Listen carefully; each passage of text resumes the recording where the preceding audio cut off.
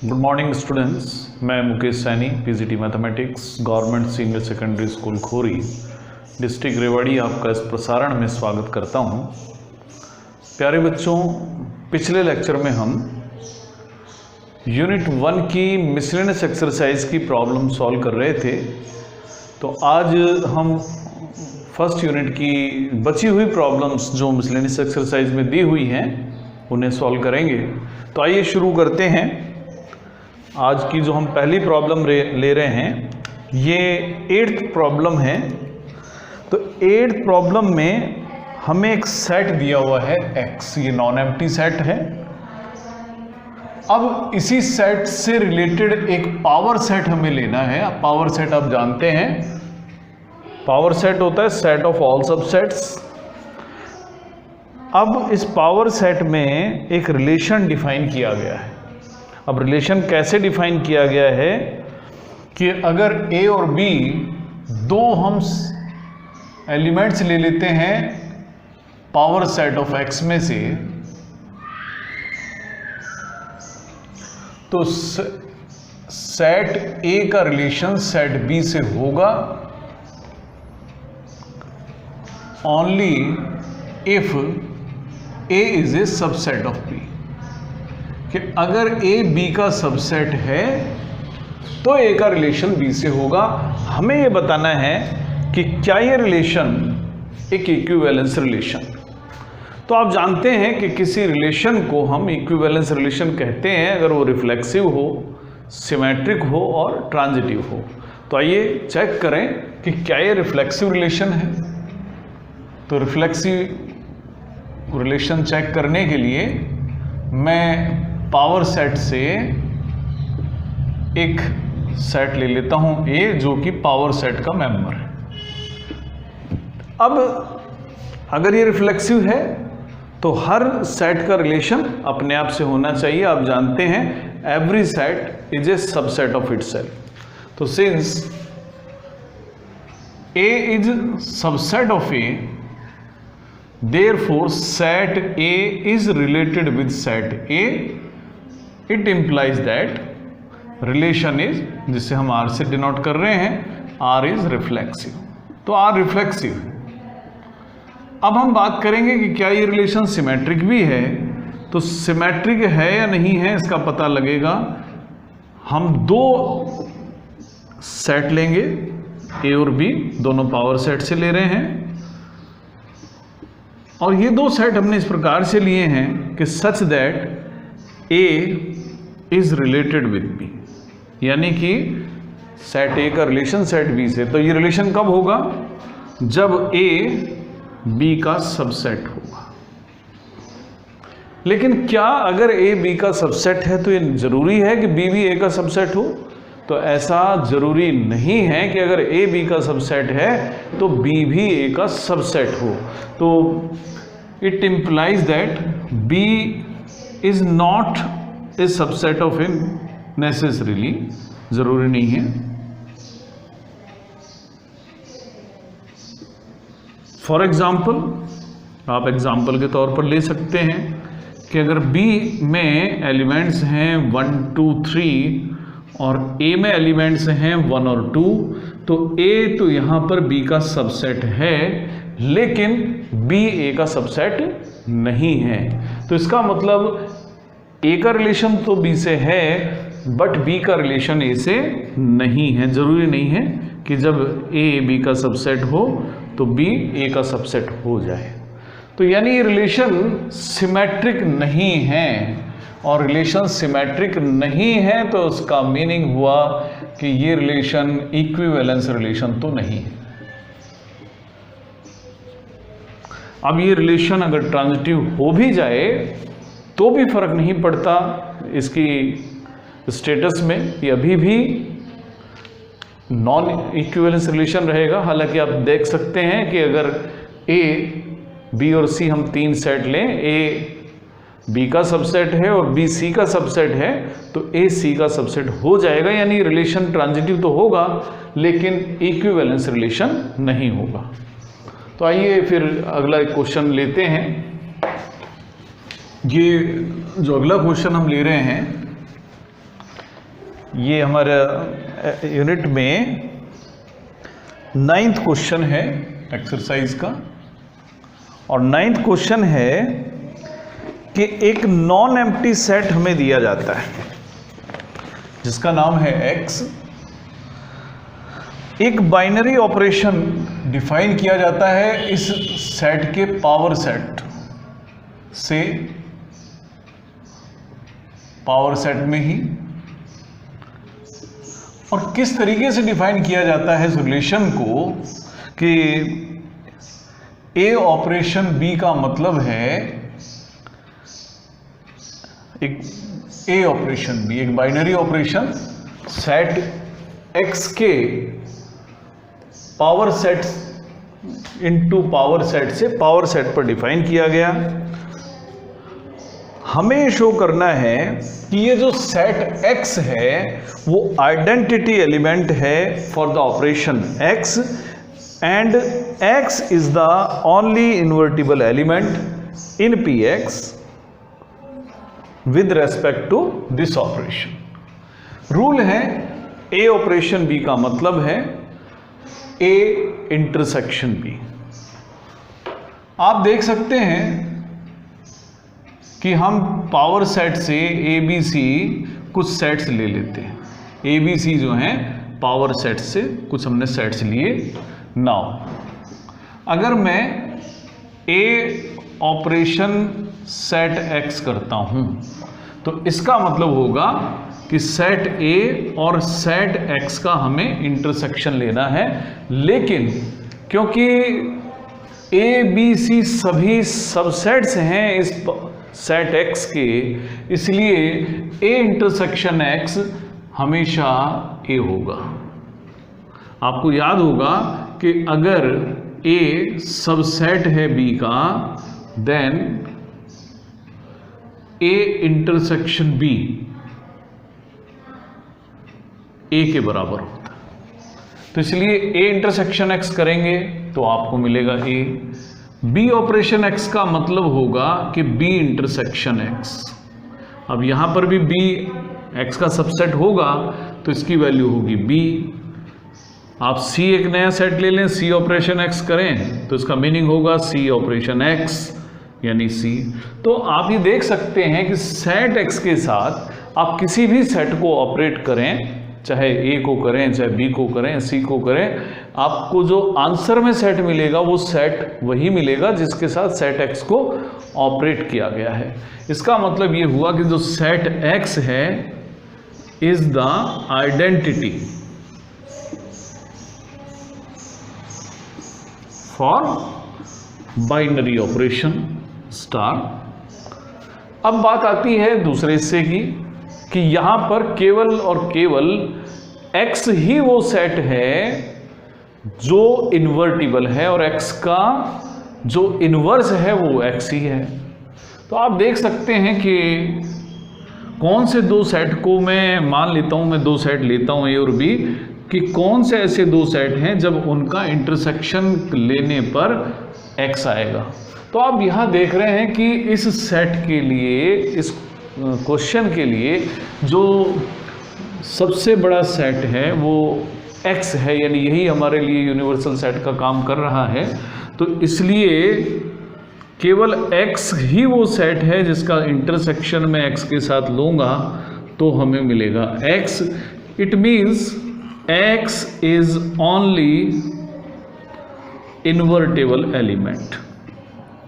x ही ऐसा set है जिसका इन्वर्स एग्जिस्ट करता है, और x का इन्वर्स होगा कौन? x का इन्वर्स सेट x ही होगा। अब हम लेते हैं अगला क्वेश्चन जो क्वेश्चन नंबर 10 है। एक बार आप इसे पढ़ें। तो 10th क्वेश्चन आप पढ़ सकते हैं। इसमें हमें बताना है कि एक सेट हमें दिया गया है जिसमें n एलिमेंट्स हैं, तो हमें बताना है कि इस सेट पर कितने ऑनटू फंक्शंस को डिफाइन किया जा सकता है। मान लेते हैं एक सेट है A और उस सेट में 1, 2, 3 से लेकर n तक के एलिमेंट्स हैं। तो इसमें कितने ऑन टू फंक्शंस डिफाइन किए जा सकते हैं? तो नंबर ऑफ ऑन टू फंक्शंस हमें फाइंड करना है और फंक्शन डिफाइन हो रहा है सेट ए से सेट ए में। यहां पर 1 2 3 से लेकर n तक के एलिमेंट हैं, यहां पर भी 1 2 3 से लेकर n तक के एलिमेंट। मान लेते हैं कि जो ये फंक्शन है, क्योंकि अभी हमें नहीं पता ये फंक्शन 1 1 है या नहीं है, तो 1 1 है या नहीं है ये पता लगाना हमारे लिए यहाँ ज़रूरी हो जाता है। तो पहला हम सपोज करते हैं कि लेट इफ पॉसिबल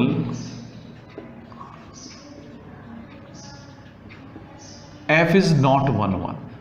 जो फंक्शन a से a में डिफाइन किया गया है वो 1 1 नहीं है। अब 1 1 नहीं है तो इसका मतलब कम से कम 2 एलिमेंट तो जरूर ऐसे होंगे जबकि जिनकी इमेज एक जैसी होंगी। हम मान लेते हैं 2 और 3 की इमेज जो है वो 2 ही है।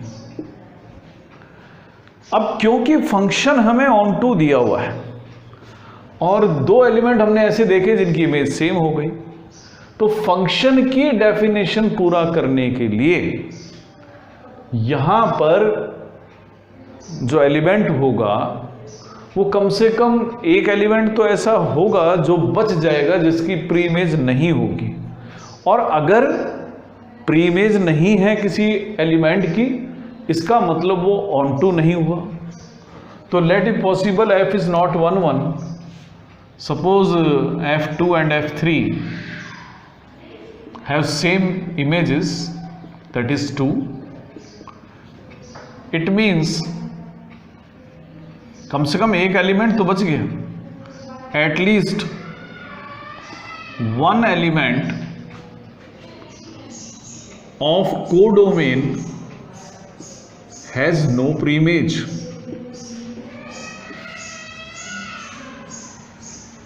तो कम से कम एक एलिमेंट तो ऐसा है जिसकी प्रीइमेज नहीं है। अब प्रीइमेज नहीं है एक एलिमेंट की तो इसका मतलब f ऑन टू नहीं है, एंड दैट इज कंट्राडिक्शन।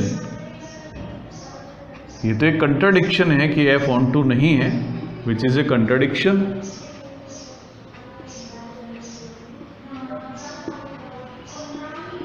तो ये कंट्राडिक्शन भी हो गया। तो इसका मतलब ये जो हमने अजम्पशन माना था कि f 1 1 नहीं है वो गलत था। तो इसका मतलब f 1 1 तो है।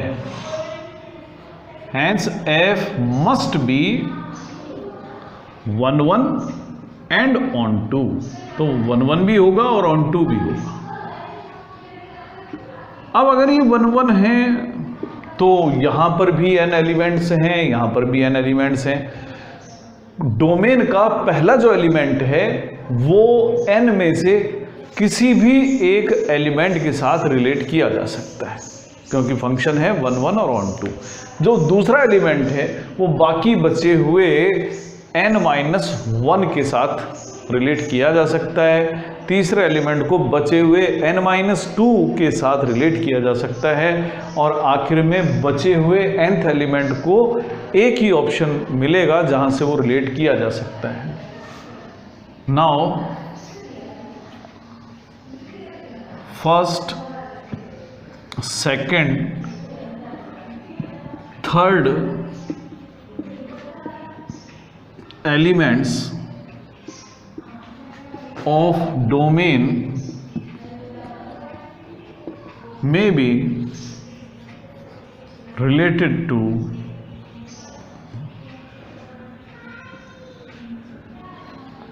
n, n-1, n-2 1 elements respectively. तो केवल इन्हीं से वो रिलेट किए जा सकते हैं।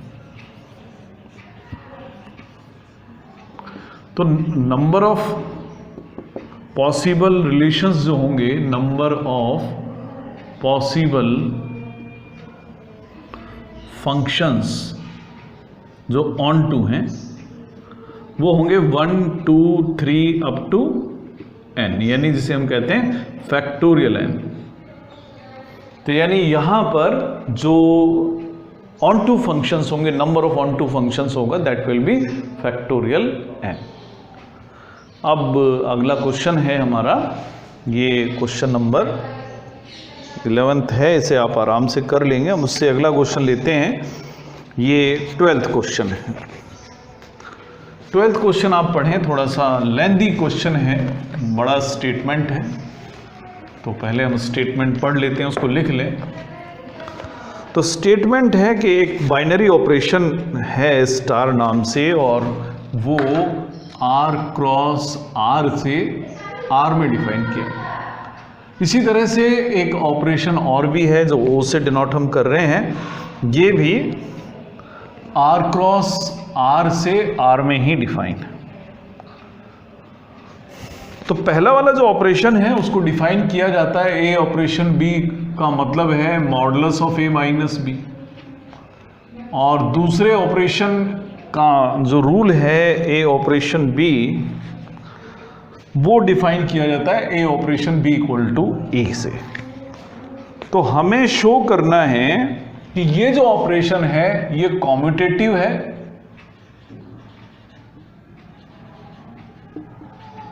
कॉम्यूटेटिव तो है, एसोसिएटिव नहीं है। जबकि जो दूसरा ऑपरेशन है जिसे हमने ओ से डिनोट किया है वो एसोसिएटिव है लेकिन कॉम्यूटेटिव नहीं है। तो पहला तो ये काम हम शो करते हैं दोनों रिजल्ट्स को, और उसके बाद हम इसका अगला पार्ट पढ़ेंगे। तो पहले हम ऑपरेशन नंबर 1 को लेते हैं, कॉम्यूटेटिविटी। तो कॉम्यूटेटिविटी चेक करें। फर्स्ट ऑपरेशन की ए ऑपरेशन बी का मतलब है mod of A minus b. अब बी ऑपरेशन ए का मीनिंग होगा mod of B minus a, जिसे हम माइनस कॉमन ले लें तो ए माइनस बी लिख सकते हैं। अब हम फाइंड करेंगे इसका मॉड, और ये भी होगा ए माइनस बी के मॉड के बराबर। यानी ए ऑपरेशन बी और बी ऑपरेशन ए दोनों बराबर हैं। तो पहला जो ऑपरेशन है ये कॉम्यूटेटिव तो है, इज कॉम्यूटेटिव। अब बात आती है दूसरा ऑपरेशन, पहला वाला जो ऑपरेशन है वो एसोसिएटिव भी है या नहीं है। तो एसोसिएटिविटी भी अब चेक करें। इसके लिए मुझे 3 एलिमेंट लेने होंगे। तो मैं पहले ए ऑपरेशन बी ऑपरेशन सी की वैल्यू फाइंड कर लेता हूं। इसके लिए मैं एक एग्जांपल लेके देख लेता हूं कि क्या ये न्यूमेरिकल एग्जांपल के लिए ठीक होगा। ए में 2 ले लेता हूं, बी -3 ले लेता हूं, सी 5 ले लेता हूं। तो ए ऑपरेशन बी ऑपरेशन सी का यहां मीनिंग होगा, ए ऑपरेशन बी का मतलब है mod of A minus B operation C, यानी 2 माइनस -3 यानी +3, और उसका ऑपरेशन लेंगे 5 से। यानी आप इसको कह सकते हैं 5 ऑपरेशन 5, और 5 ऑपरेशन 5 का मतलब है 5 - 5 का मॉडुलस, दैट इज 0। अब मैं A operation B operation C की वैल्यू फाइंड करता हूं। इसका मीनिंग होगा A operation B operation C, A operation modulus of B minus C, क्योंकि पहले हम बी ऑपरेशन सी करेंगे। तो ए की वैल्यू हम रख देते हैं 2 ऑपरेशन -3 -5। तो 2 ऑपरेशन -8 का मॉडुलस यानी 8, और वैल्यू होगी इसकी 2 - 8 का मॉडुलस यानी -6, मॉडुलस ऑफ -6 इज 6। तो हमने एक न्यूमेरिकल एग्जांपल लिया और वहाँ देखा कि ये दोनों जो वैल्यू हैं वो डिफरेंट आ रही हैं। इसका मीनिंग हुआ कि ये जो ऑपरेशन हमने डिफाइन कर रखा है रियल नंबर के सेट पर वो एसोसिएटिव नहीं है, क्योंकि हमने एक एग्जांपल लिया और उसमें ये फेल हो गया। अगर एक भी हमें ऐसा एग्जाम्पल मिलता है तो हम कहते हैं कि वो इस रूल को फॉलो नहीं कर रहा है, तो यानी एसोसिएटिव तो नहीं है। अब जो दूसरा ऑपरेशन है हम इसको लेते हैं कि क्या ये कॉम्यूटेटिव है। तो आइए दूसरा ऑपरेशन लें। तो दूसरे ऑपरेशन का रूल है ए ऑपरेशन बी का मतलब है ए। तो एक बार हम इसको चेक कर लेते हैं। ए ऑपरेशन बी का मीनिंग होगा ए, यानी कि हमें फर्स्ट एलिमेंट को लिखना होता है। अब बी ऑपरेशन ए का इसी तरीके से मीनिंग हो जाएगा बी। अगर ए ऑपरेशन बी का मतलब ए है तो बी ऑपरेशन ए का मतलब होगा बी। अब जो ए ऑपरेशन बी की वैल्यू है वो बी ऑपरेशन ए की वैल्यू नहीं है, तो यानी कि ये जो ऑपरेशन है जिसे हमने ओ नाम दिया है दैट इज नॉट कॉम्यूटेटिव, ये कॉम्यूटेटिव नहीं है। अब क्योंकि हमें एसोसिएटिव प्रूव करना है तो मैं अब ए ऑपरेशन बी ऑपरेशन सी की वैल्यू फाइंड करता हूं। तो क्योंकि प्रूव ही करना है तो अब हमें जनरली प्रूव करना होगा, तो मैं ए ऑपरेशन बी ऑपरेशन सी जो हमारा रूल है उसी के अनुरूप लिखूंगा। ए ऑपरेशन बी का मीनिंग है ए और ए ऑपरेशन सी, अब ये रिजल्ट बना और ए ऑपरेशन सी होना चाहिए ए। अब इसके बाद हम फाइंड करेंगे ए ऑपरेशन बी ऑपरेशन सी। पहले मैं बी ऑपरेशन सी की वैल्यू लिखता हूं, तो बी ऑपरेशन सी की वैल्यू होगी बी और ए ऑपरेशन बी की वैल्यू एक बार फिर ए है। तो दोनों ही परिस्थितियों में वैल्यू हमें मिलती है सेम, तो इसलिए ए ऑपरेशन बी ऑपरेशन सी फाइंड करें या ए ऑपरेशन बी ऑपरेशन सी फाइंड करें, दोनों वैल्यू सेम आती हैं। इसका मीनिंग कि ये जो ऑपरेशन है ये एसोसिएटिव है। तो ये सेकंड वाला ऑपरेशन कॉम्यूटेटिव नहीं था लेकिन एसोसिएटिव था। तो आप इसको इस एग्जाम्पल के तौर पर याद भी रख सकते हैं। कई बार हमसे पूछ भी लिया जाता है कि कोई ऐसा एग्जाम्पल बाइनरी ऑपरेशन का दें जो कॉम्यूटेटिव ना हो लेकिन एसोसिएटिव हो, तो ये उनमें से एक एग्जाम्पल है। लेकिन अभी क्वेश्चन हमारा पूरा नहीं हुआ है, अभी भी हमारे पास एक हिस्सा बचता है। अब सेकंड पार्ट में पूछा गया है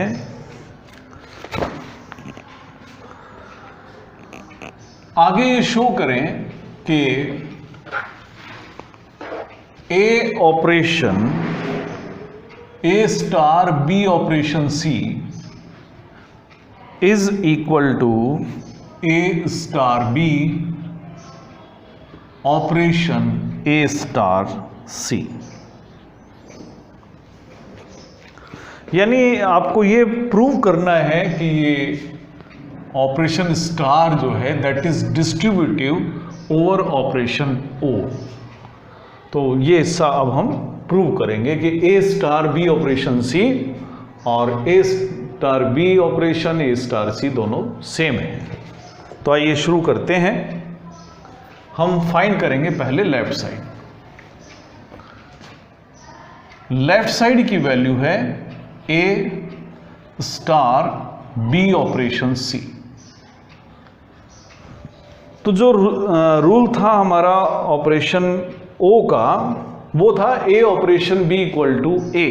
तो बी ऑपरेशन सी का रूल होगा कि बी ऑपरेशन सी का जो रिजल्ट हम लिखेंगे दैट विल बी बी। तो मुझे अब ए स्टार बी की वैल्यू फाइंड करनी है और ए स्टार बी का मतलब है modulus of A minus. RHS को अगर मैं देखता हूं तो आरएचएस का मतलब है ए star B operation A star C. A star B का मतलब क्या हुआ? ए स्टार बी का मतलब हुआ ए माइनस बी का modulus operation A star c का मतलब हुआ ए माइनस सी का मॉडुलस। अब ए माइनस बी ऑपरेशन ए माइनस, यानी दो एलिमेंट्स हमें मिल गए हैं और दो एलिमेंट्स को जब मैं ऑपरेट करता हूं ऑपरेशन ओ के थ्रू, तो ए ऑपरेशन बी का रूल है कि ए ऑपरेशन बी मतलब ए। तो ये दो एलिमेंट हैं, इनको ऑपरेट करने का मतलब है कि मुझे पहला एलिमेंट ही लिखना है, that is a minus b. तो ये राइट साइड भी उतना ही है, यानी कि A operation B A star B operation C can be written as A star B over O A star सी।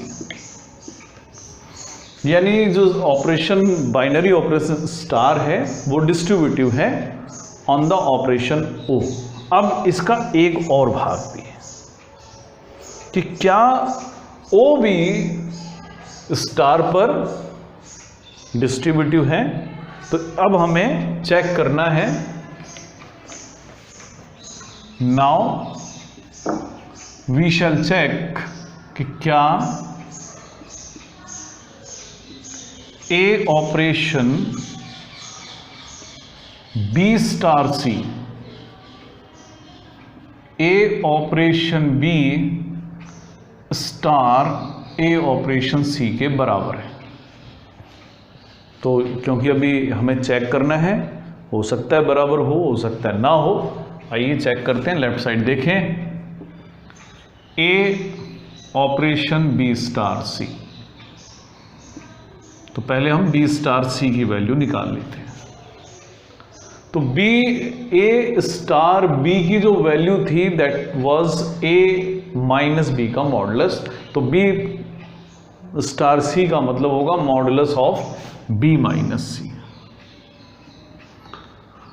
और ए ऑपरेशन बी का मतलब होता है ए, तो ए ऑपरेशन बी माइनस सी का मॉडुलस हो जाएगा ए। ये लेफ्ट साइड है। अब आते हैं राइट साइड पर। राइट साइड है ए ऑपरेशन बी स्टार ए ऑपरेशन सी।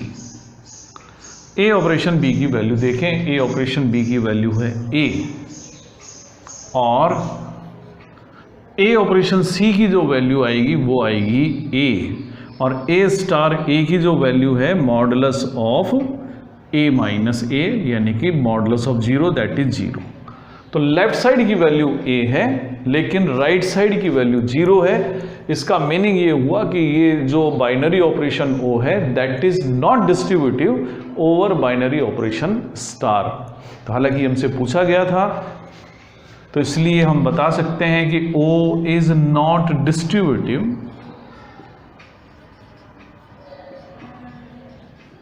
ओवर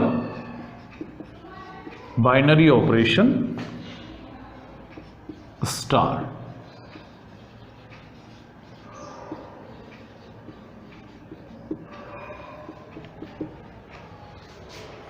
तो अभी हमारे पास एक और क्वेश्चन का समय है, एक क्वेश्चन हम और लेते हैं, और ये क्वेश्चन हमारी बुक का 13th क्वेश्चन है। एक्सरसाइज मिसलेनियस जो हमें दी हुई है उसका 13th क्वेश्चन आप पढ़ें इतने। तो 13th क्वेश्चन में एक बार फिर हमें एक नॉन एम्प्टी सेट x दिया हुआ है। तो एक binary operation power set of x into power set of x से पावर सेट ऑफ x पर ही डिफाइन किया गया। ये बाइनरी ऑपरेशन है। अब डिफाइन कैसे किया गया है कि अगर मैं दो सेट्स a और b को लेता हूं तो a और b के बीच में जो ऑपरेशन है वो इस तरह से डिफाइन किया गया है कि a ऑपरेशन b का मतलब है set a minus b union b minus a, जहां a और b दोनों पावर सेट्स में से लिए गए दो सेट हैं। तो हमें शो करना है कि केवल जो सेट फाई है वो आइडेंटिटी एलिमेंट है बाइनरी ऑपरेशन के लिए, और जो सेट A के एलिमेंट्स हैं, जितने भी एलिमेंट्स सेट X में से लिए जाते हैं वो सभी इन्वर्टिबल हैं और हर सेट अपना ही इन्वर्स है, यानी A इन्वर्स A के बराबर है। तो पहले हम देखते हैं कि क्या फाई